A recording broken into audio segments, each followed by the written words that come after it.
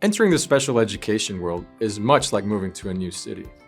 In a new city, you recognize familiar things because you had them back home.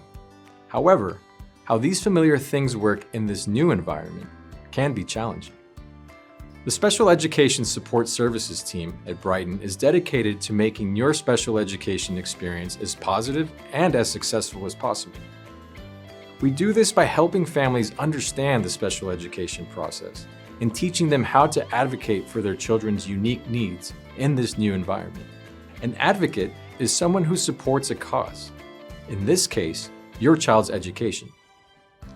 By combining our consultants' technical knowledge of special education rules and processes and your intimate knowledge of your child's needs and goals, we can help you become an extraordinary advocate for your child.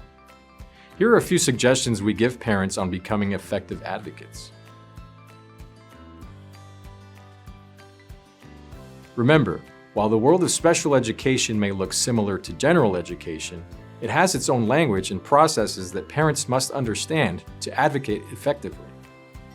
Specifically, you need to know key special education terms such as ARD, IEP, FIE, FAPE, and LRE, and their role in determining your child's education services and support. You can learn more about these terms by watching our video, Key Special Education Terms, posted on our website. We also stress the importance of understanding the purposes of the different meetings that make up the special education cycle. For example, an admission review and dismissal meeting is held to consider a student's eligibility for special education and related services. An individualized education program is developed if a child is considered eligible for services.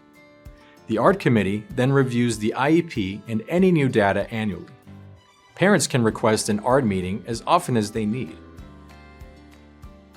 Another important meeting is the review of existing evaluation data, or READ. This meeting occurs as part of the 3-year follow-up to the initial evaluation and is conducted by the ARD committee. It reviews evaluation data to determine any areas of critical need that may need updated testing data.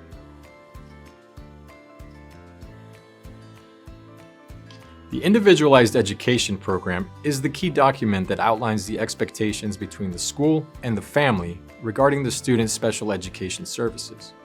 Our team can explain the different sections of the IEP so that you are familiar with what to expect, what questions to ask, and how it will be used to provide services to your child. Check out our Lost in ARD video to learn more about the information found in an IEP. Ensuring your child's education needs are met requires a collaborative process that starts with clear and open communication between you and the school. What does this look like? Keep a paper trail.